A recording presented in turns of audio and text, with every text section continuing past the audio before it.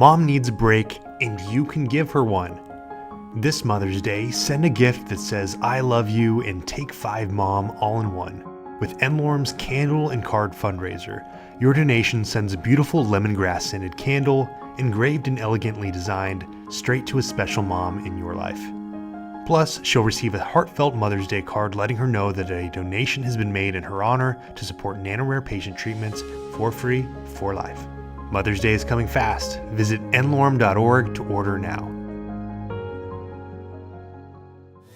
This episode of the n-Lorem Patient Empowerment Program podcast is proudly sponsored by Hongene Biotech. With more than 26 years of experience in the nucleic acid industry, Hongene is a specialized CDMO and raw material supplier committed to providing high-quality and high-value products and services with the best-in-class lead times.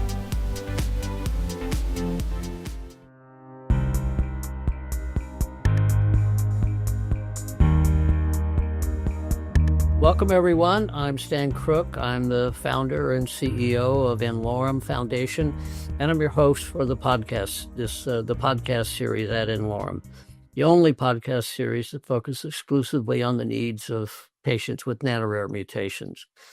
And today we have two very special guests, Kelley Dalby. Your name has changed, Kelley. It's Kelley Dalby. Sorry, I got married like a year ago and recently changed my name. Either's fine. We can go with Kelley Dalby. Okay. I've spent too many years calling you Kelley Dalby, I guess. know. And Olivia Kim-McManus, who's a physician at UCSD, a pediatric neurologist at UCSD. Kim, nice to see you again. Thanks, Dan. Today, we're going to bring you up to date on the progress with patient 001. We number our patients as the applications come in. So patient 001 was our very first application, not our first patient to treat, as we'll discuss. And Kelley, it's been a long journey with many years of hopelessness replaced by hope and treatment and benefit and challenges. And so I thought the first place to begin is to remind folks about the journey before treatment for you and Connor. It's long and harrowing. Maybe you can start there. Sure.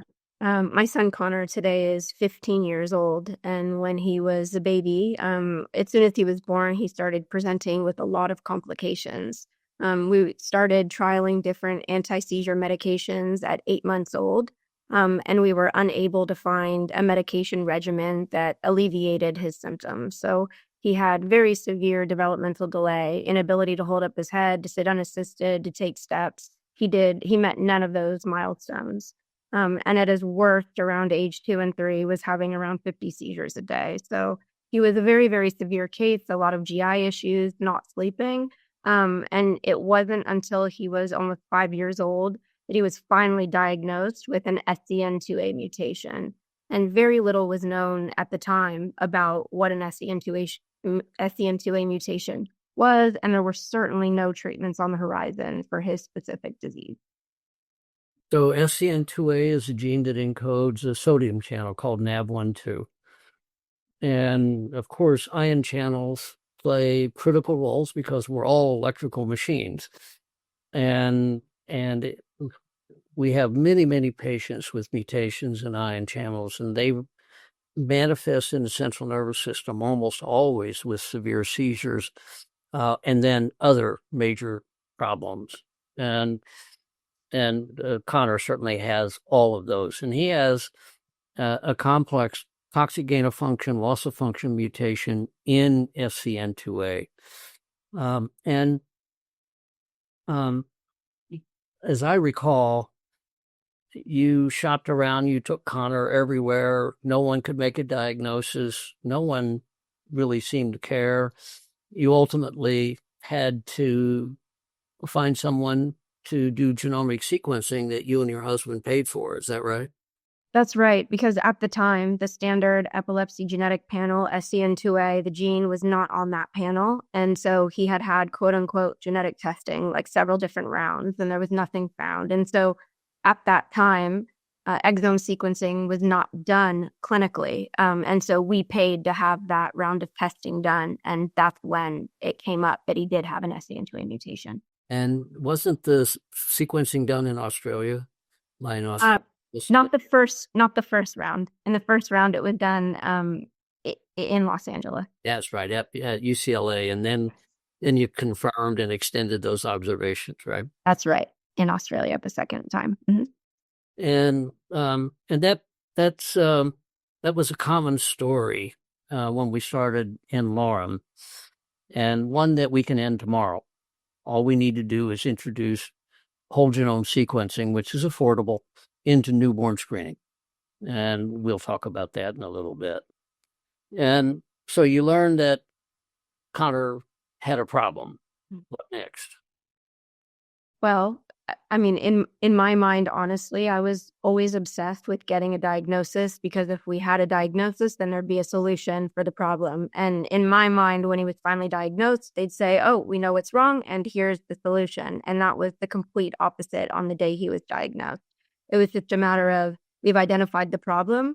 There was no change to his medication regimen. There was nothing offered. It was more an apology on, I'm sorry, we don't know what to do here.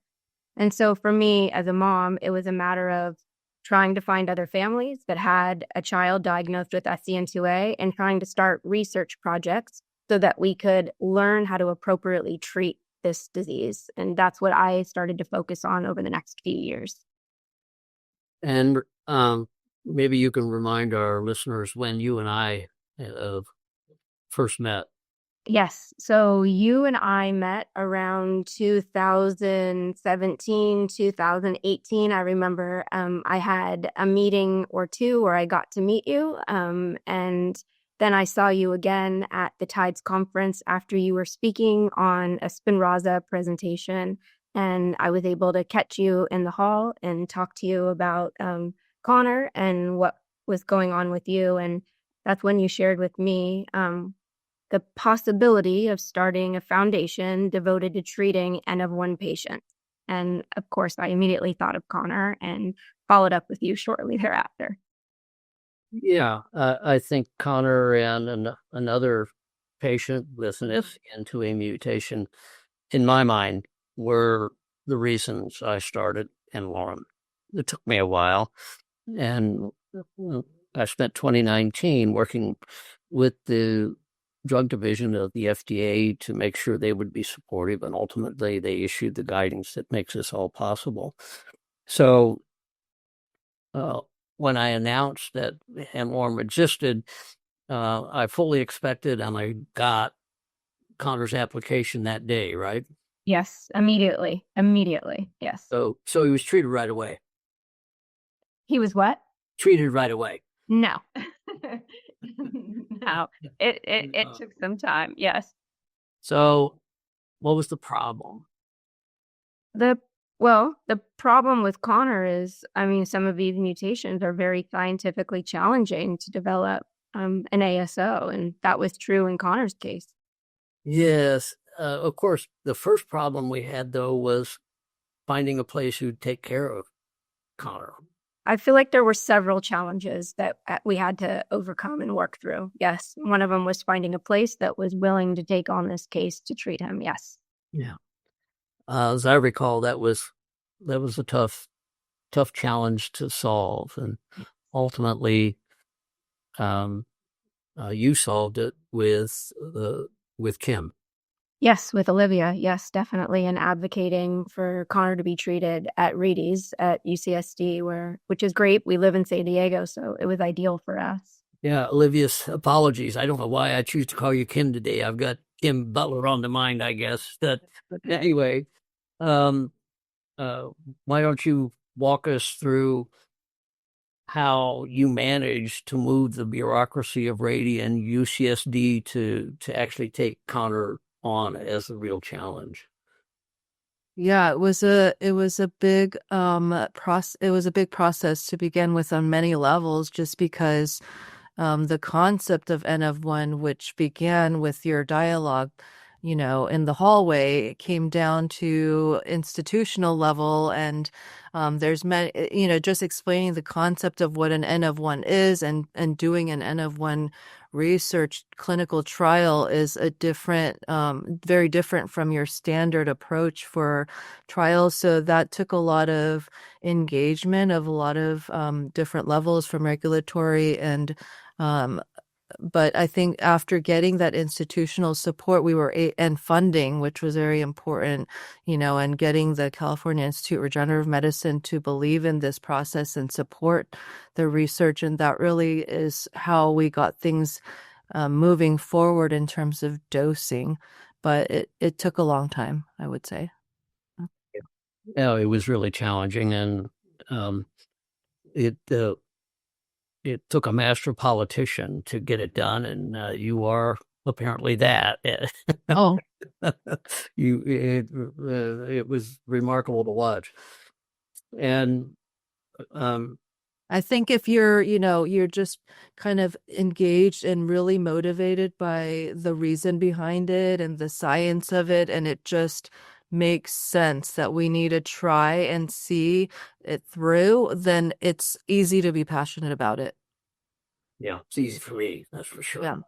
Yeah, and in my experience, I've worked with so many neurologists with my son Connor over the years. It's very rare to meet someone like Olivia that is a true advocate and champion for these kids, and seeing that there are no other treatments that exist to really impact their quality of life like we have right here with n-Lorem today.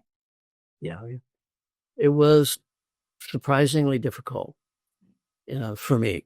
I never dreamt we'd have trouble having institutions want to do this, but we did.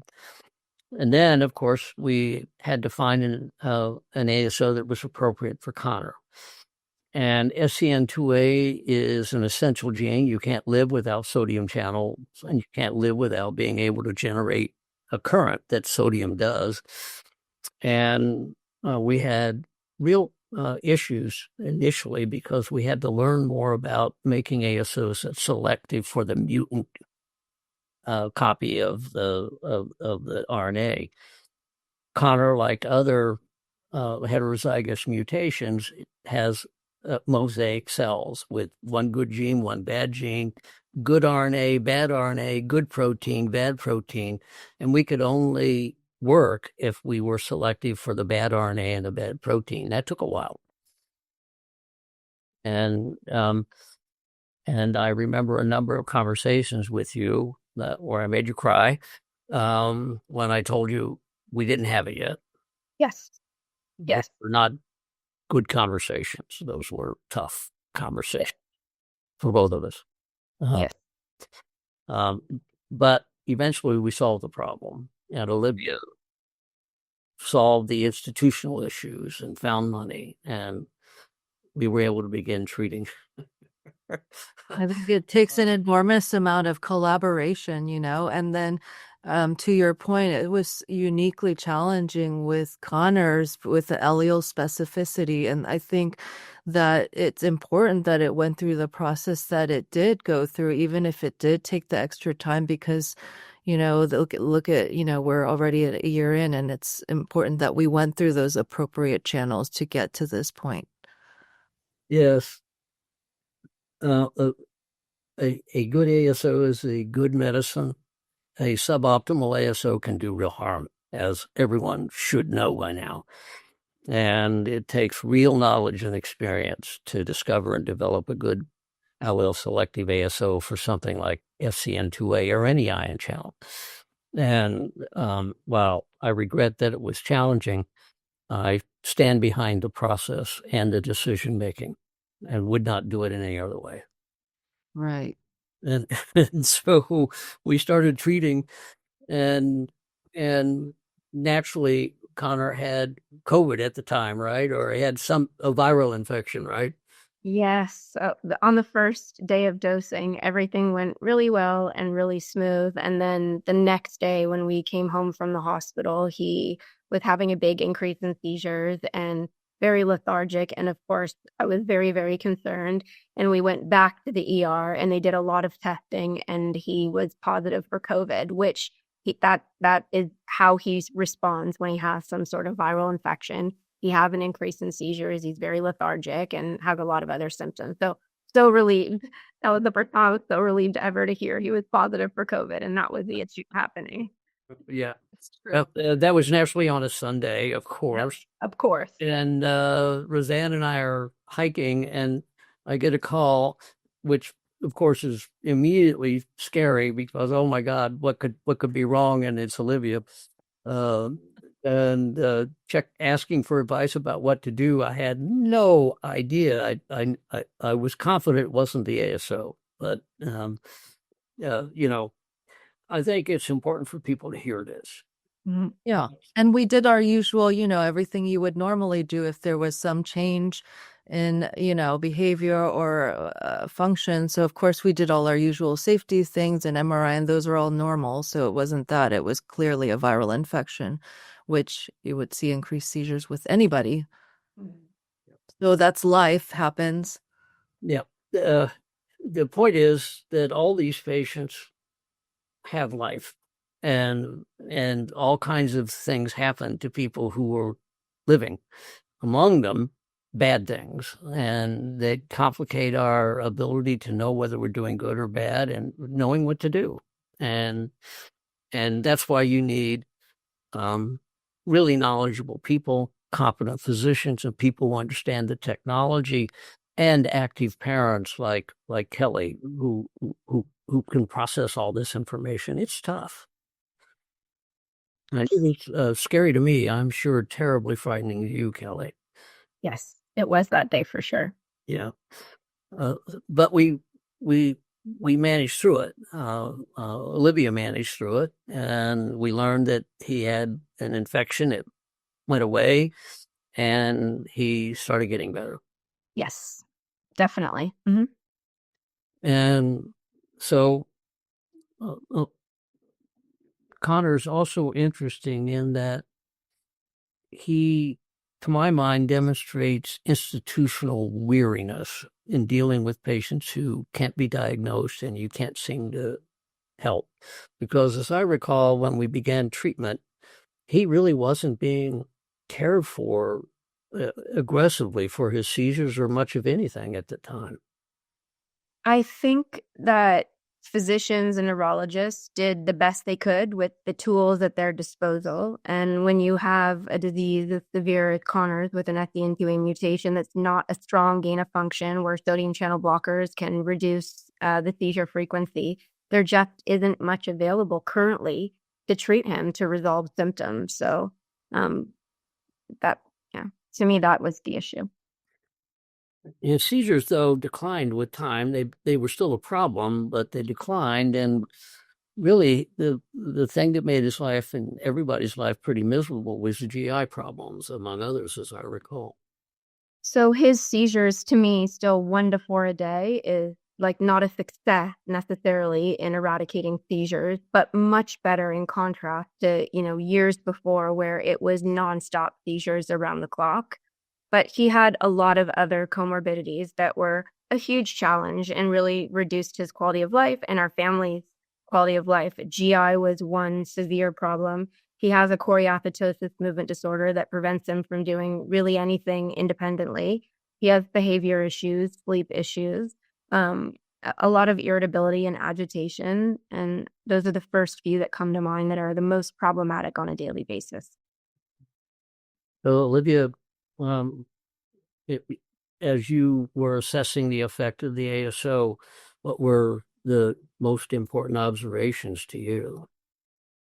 Number one, of course, I think being an epileptologist, I'm going to be looking at seizures, and that's an important aspect to address. And he did have prolonged periods of seizure-free days, and so that's a big change in and of itself. And then the other thing is, in terms of development, because one channel being mutated can have so many different manifestations phenotypically, and one of the big things is development. And so these are things in terms of motor milestones as well that we're seeing improvement in unexpected ways. Certainly saw improvement in his ability to walk. He had really not walked independently, and of course we have wonderful videos of him doing just that. Yes. Yes. He's never in his entire life walked independently. We got him to a point, and for us and our family and Connor, it was huge progress to be able to hold one of his hands, and he would look to the person holding his hand for quite a bit of support. And with his movement disorder, it was very uncoordinated, but he was able to take steps with assistance.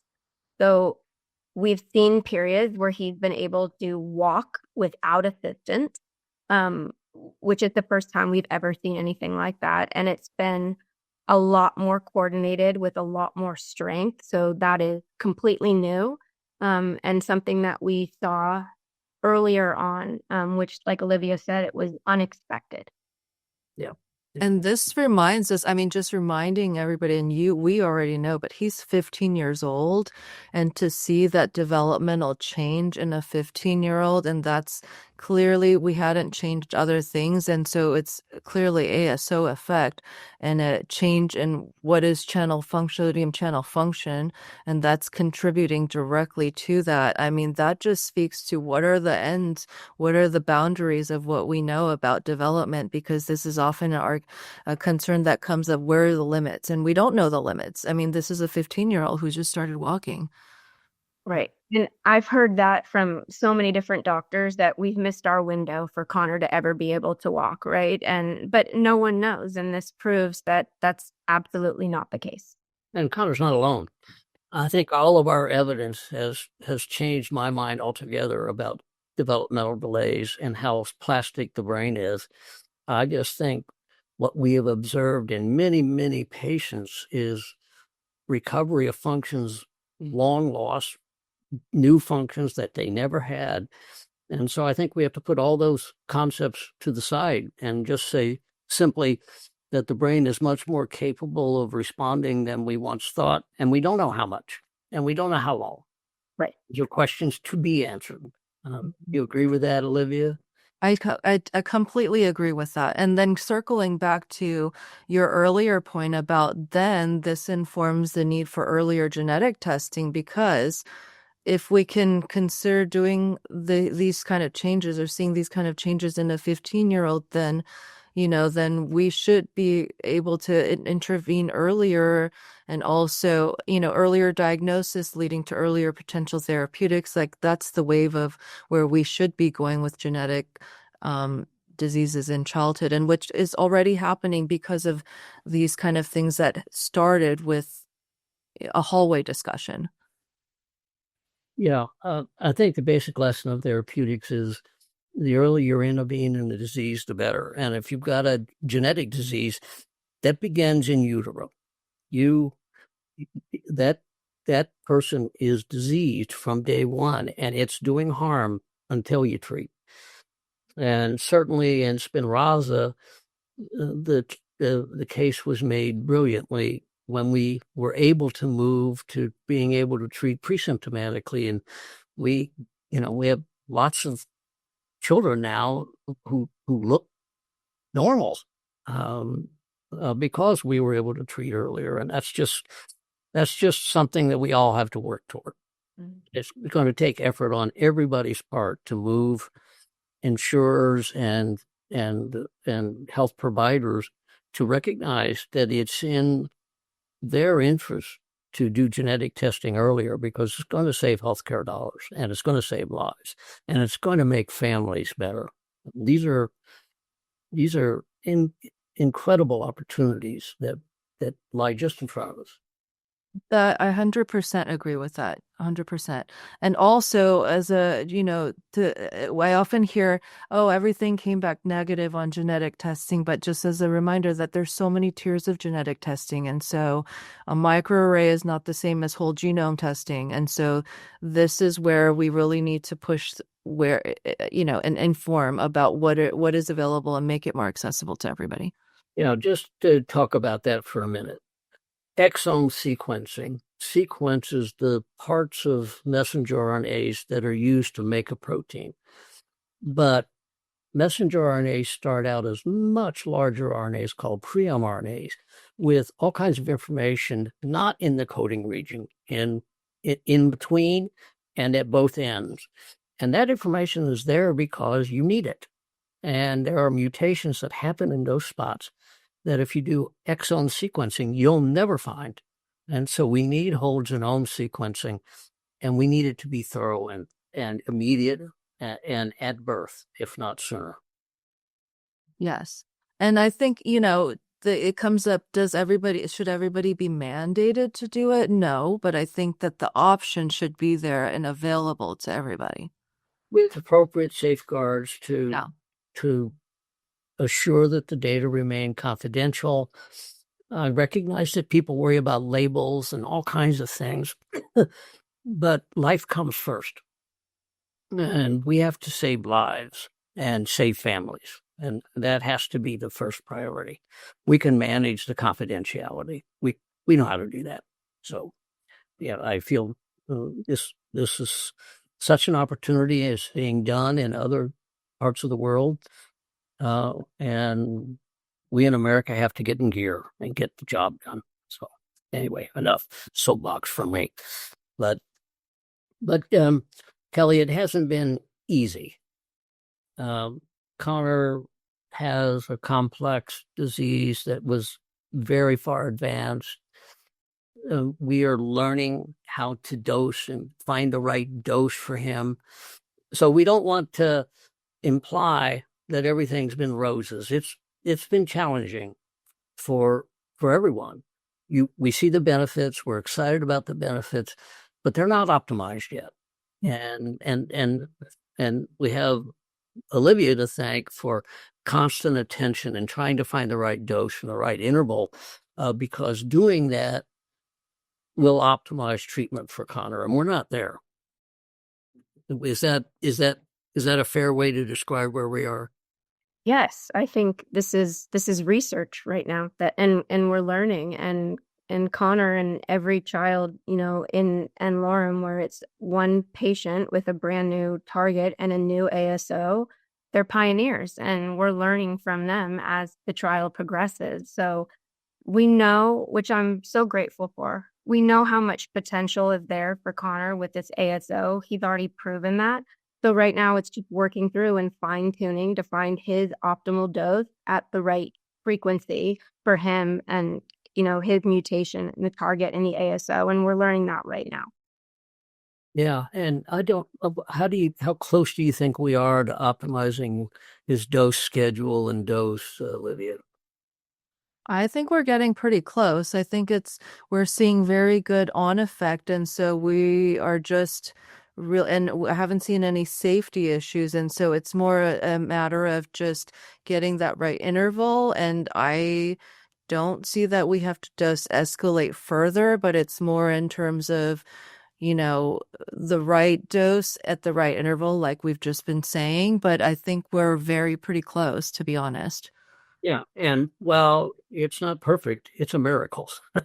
It couldn't have happened at any time before this. It's a miracle of science in medicine. And so it's important for everyone involved to understand that these patients are challenging. The diseases are challenging. The management of the patient is very challenging with all kinds of intercurrent problems. And we're learning.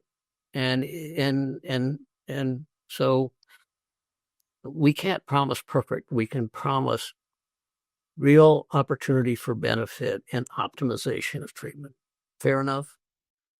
Yes. It's and really important. Yes, I don't want to lose also the excitement of the opportunity that's here for so many DEE patients with genetic epilepsies that are so severely affected, where we don't have the ability to treat elsewhere. Like, this is so exciting, right? There's just nothing else right now for these patients. So while it's research, while we're learning, while it isn't perfected yet, just the ability to be where we're at is so amazing. And as a parent, to even have this opportunity for my son, like, I'm okay learning. It's frustrating, right? But but it's frustrating with a positive spin on that, where we have the real potential for so much hope right now. And we've already proven it can affect him and so many symptoms that he's had for his entire life. So I don't want to lose like how exciting and how grateful I am as a parent to be right here, right now. And we at n-Lorem feel we're privileged to be able to do it. Mm-hmm.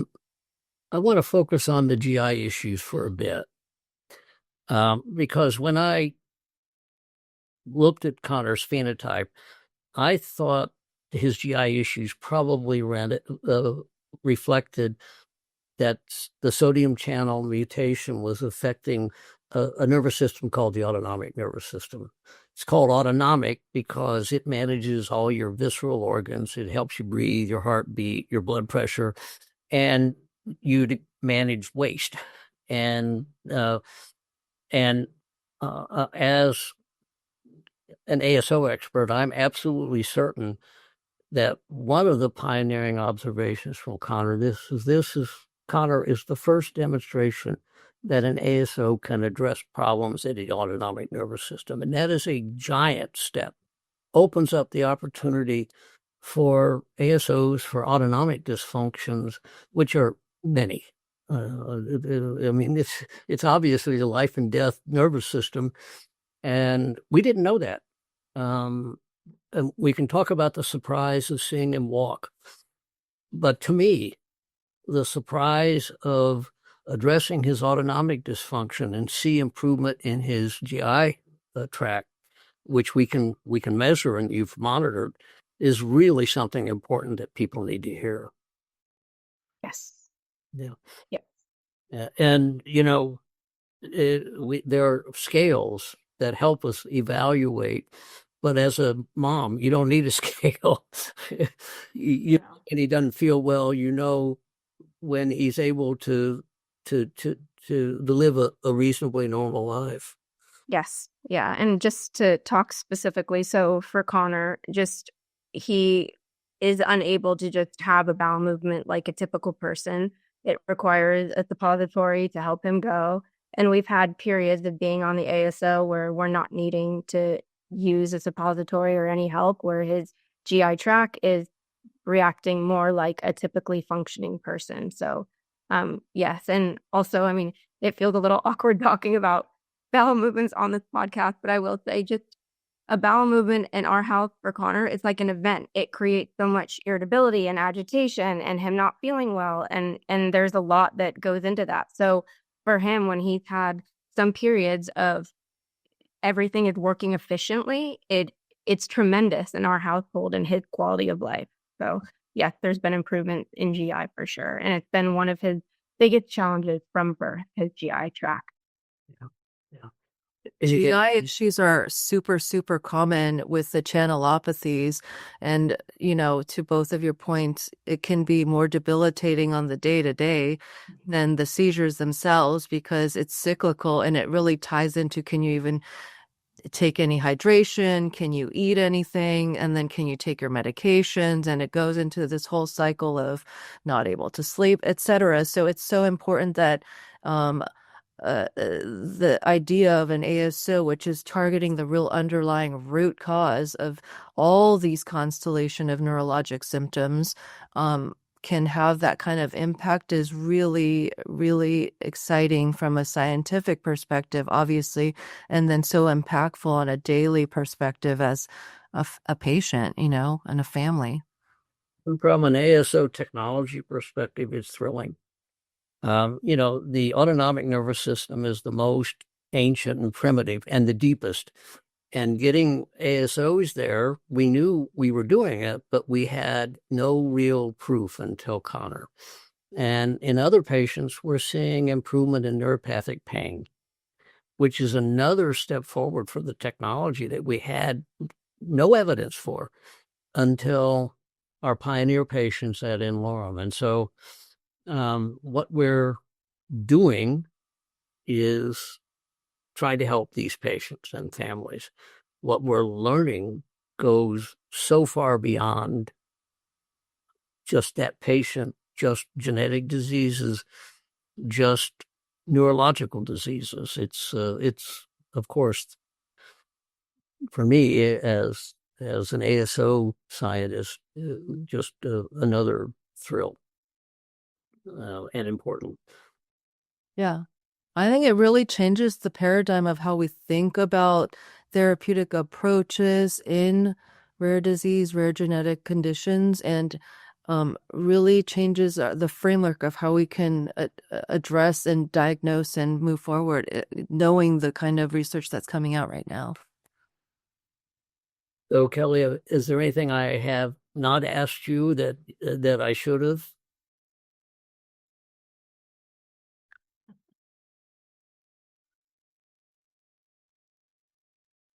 I'll take that as a no. I can't think of anything. I mean, I feel like we've covered so much in chatting today. Olivia? I agree. I mean, I think we had a really nice conversational arc that really touched on so many points of like really preclinical discovery and development to first in human trial, and just all the learnings that we've gained is just exciting. Look forward to everything that's happening in the future in the space. Yeah. Well, I describe n-Lorem as an enterprise of the brain and the heart.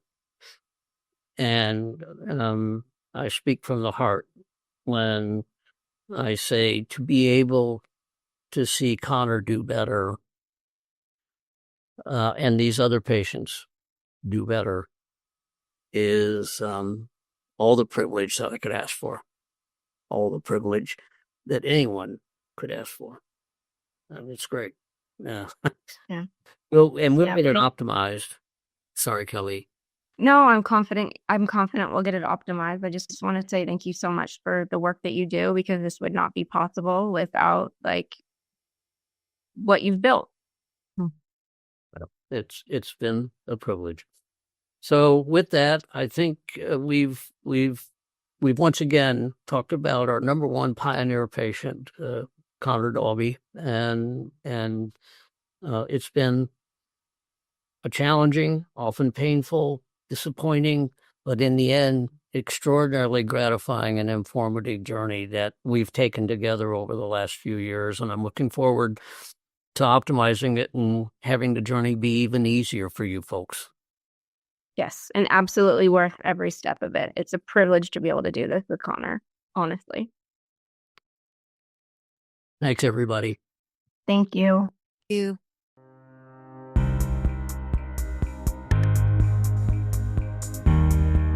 n-Lorem is a nonprofit committed to discovering and providing personalized experimental treatments for free, for life, to patients with genetic diseases that affect 1 to 30 patients worldwide, referred to by n-Lorem as nano-rare. Many of these patients progress and die without ever achieving a diagnosis. This is where n-Lorem comes in. They do the impossible by providing hope, and for those that they can help, free lifetime treatment. For more information about n-Lorem or today's episode, visit n-Lorem.org. Any questions can be sent into podcast@n-Lorem.org. Search n-Lorem on Twitter, Instagram, YouTube, LinkedIn, and Facebook to connect with us. This video is hosted by Dr. Stanley Crooke and produced with the help of the following professionals. Thank you for watching.